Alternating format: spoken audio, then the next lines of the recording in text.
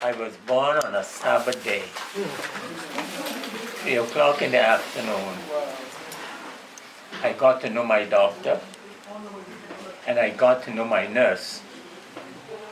And in those days, the nurses was not educated and like you all today. She was a humble old lady. Her name was Anne Maria de Graaf. She used to live right at the end on the lower side of the street where Frankie is now, up to the head. Her little house was right on that corner. I know my doctor, Dr. Philip Zone, and I know her. And I grew up in the neighborhood down street. I was born in that house. After my parents, my father and his mother bought that property in 1917. My brother Harold was the first to be born in that house. And so we came down until it was myself, the last boy, and my sister Vera, the last girl. We grew in the neighborhood. We had good neighbors, not gossiping. I will tell you this, that if a neighbor have to come to the house, they'll knock the door with reverence. And through the week, and especially on a Sabbath day, if someone takes sick or someone die, and they come to let us know that Sabbath, that such and such a person got ill, such and such a person died, they would come to the door with reverence and softly knock. Yes, we come to tell you that Johnny just passed. And they would leave.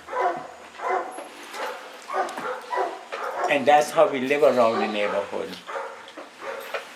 My boyhood friend from the neighborhood, today would have been his birthday. And he died. I felt it because we grew together like brothers. And in those days, it wasn't going to visit the neighbors in the night by yourself.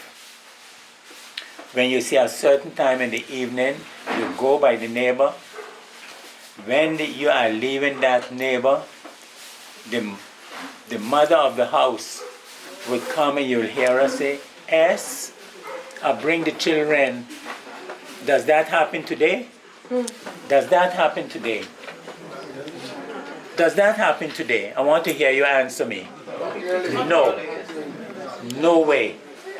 And if we go by Miss Pratt, when that you see just before 9 o'clock, she going to, children, now it's time to go home, and she would take us down to the house and you'll hear her saying, "S, I'll bring the children." And it was the same thing with Machi. Those was the neighbors because they had a group of children, and so those was the group we clicked with. When it come to Sabbath, Friday afternoon, this time worship would have been done past. As soon as you see the sun, my father would be sitting on the gallery. It's time for worship now, but from all 3 o'clock, 4 o'clock, 5 o'clock, we had to be ready and just sitting around for the sunset. And when that sun set, we was ready for worship. And as soon as worship was finished, we would sing. The neighborhood was lighted up. And I guess the neighbors around here this evening is wondering, well, what's going on? They never hear nothing like this around here. But families together, and we was down street, the only Adventist family in the neighborhood. But they respected us, just like my father taught us to respect them on Sunday. That was their choice. And the things that their children never did on Sabbath, we couldn't do on Sunday, because they taught us to respect others' choice. That was their choice. And so therefore, they respected us. I can remember when my mother passed, my cousin Louise, the deceased, she went up to give her tribute. And she said she could never forget S. She was a singer in the neighborhood. But she said she can hear us singing every morning, Lord, in the morning thou shalt hear my voice ascended high. Does we have that anymore? Let me hear you answer me. Does we have that anymore? Sometimes. Maybe not like before it. Maybe not like before, but it happens still. Okay. Yes.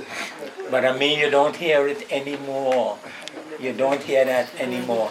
The neighborhood was lighted up during that hour of the morning because my father taught us that early in the morning, Jesus went aside and prayed. And so we grow with that from those early days until my parents passed. And so that was how the neighborhood was.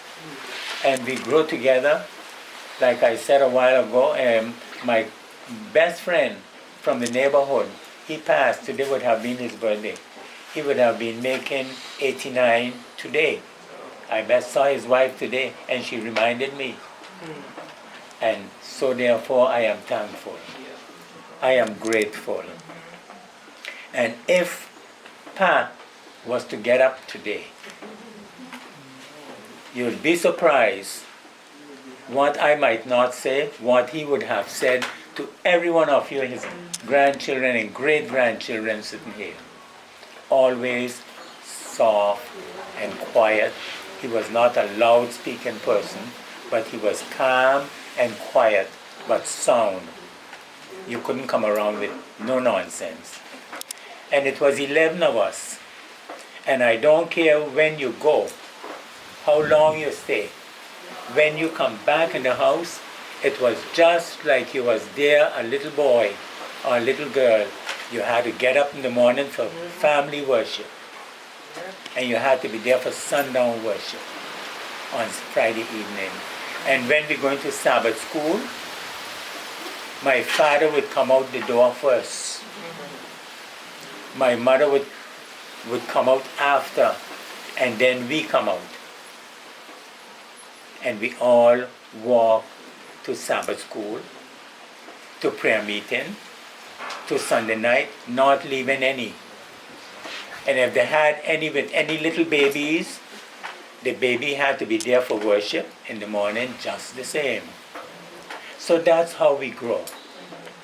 Now today you have a little baby, and that little baby would until maybe 8, 9 o'clock when he get up, but in my father's house it was not so.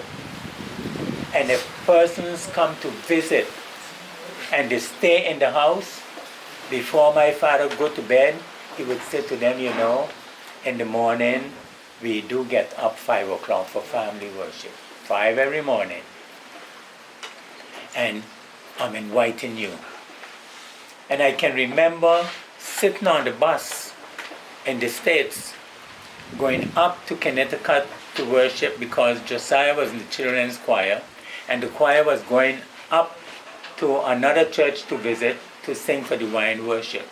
So the parents was in one bus and the children was in another bus because they're going to rehearse on their way. And while sitting on the bus, my sister and I heard an accent. And so I turned to them and I said, you all from the Caribbean? The guy said yes. He was from the Caribbean. He said, we are from Nevis. I didn't tell them where I was from. I didn't tell them who I was. But he started talking now to me. And he said, you know, my grandfather was Methodist. But he said my grandfather and an old gentleman in Stacia was very good friends. And he used to bring the bananas and all the stuff from Nevis, and my father and he used to buy from him, and if he had any leave back, my father would sell them for him. But he said, you know, the sweetest bread I ever eat was from these people in Station. Now, he ain't calling the name and I ain't letting him know who I was. But he said to us, he said, my father told his grandfather that they haven't worship and he would like to invite them for worship 5 o'clock in the morning. They got up 5 o'clock in the morning and he said his grandfather would wake him up and he thought it was kind of rough that hour of the morning. But he said, you know, we went for worship. He said the father came back again to Statia and staying with my parents. And this time he know who he talking to, and I listening to him. He said, you know where they used to live? Right next from the Catholic Church. I said, yes. And so he continued talking. He said his grandfather went back home and he told his wife how he met this Christian family. And he think that they're on the right track. And he think that they should have morning worship too. So we studied the lesson.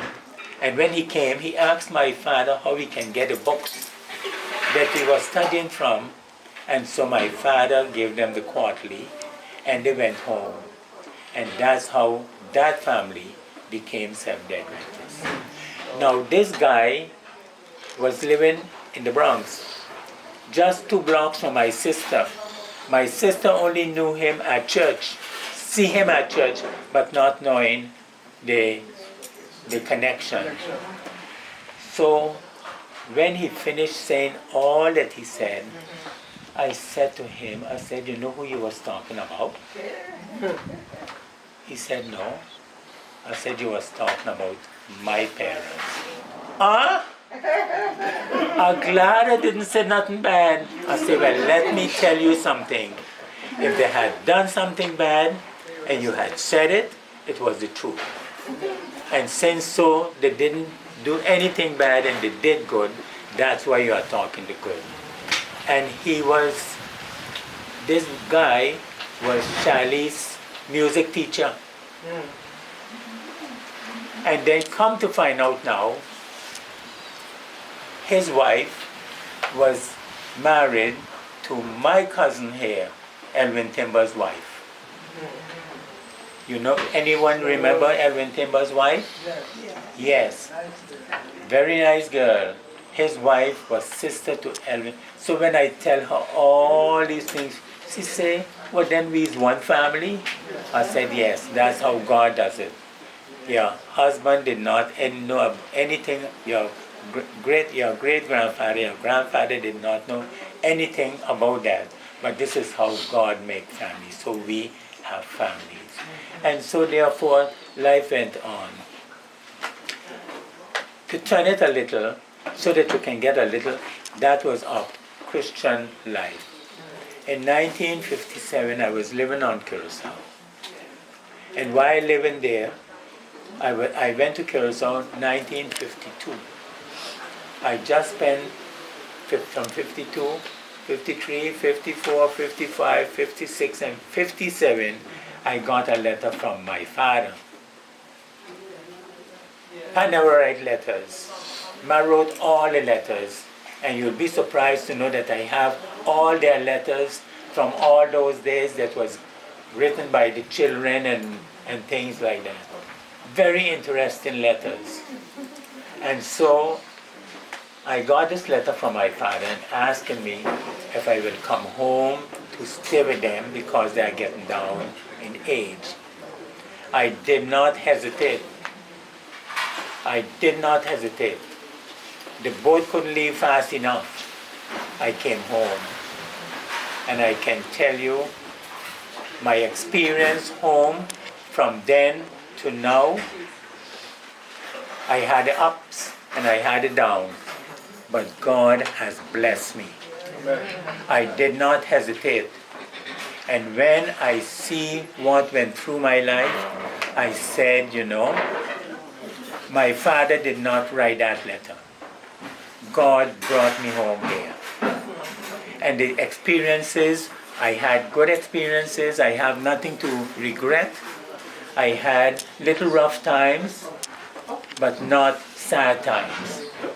I have a lot to be thankful for. I came, I went through struggles, but my parents was with me.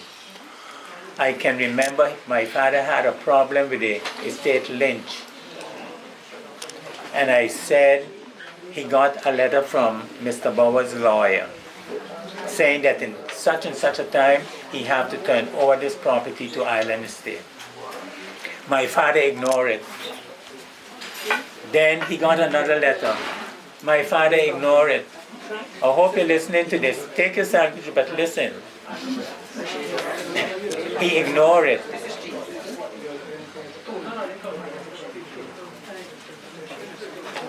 And then he got a third letter. And when he got that third letter, I said to him, I said, now let me tell you something. You ignore those two, I am not ignoring the third. And I went right ahead. I called my siblings, I explained to them what happened, and I explained to them what I planned to do. All of them supported me. Everyone supported me. And I can tell you, it took me over 50 years to get that place settled, and I'm thankful. And so there are some other parts in the experiences that if I tell you, you wouldn't believe. But God has been very good. I work with children. That's just a part of that, but I work with children from the time I was 12 years in Sabbath school. And then I work with young people from the time I was 14 years. And I had all kind of leadership course and Sabbath school course. And that's why I was successful. God has been very good to me. And I can feel His presence up to yet with me.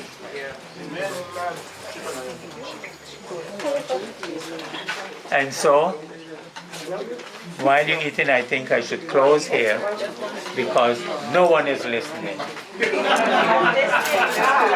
How observant of you, Uncle Ishmael? They're hungry, that's why. Yes, cheese behind you. Oh, you don't drink this?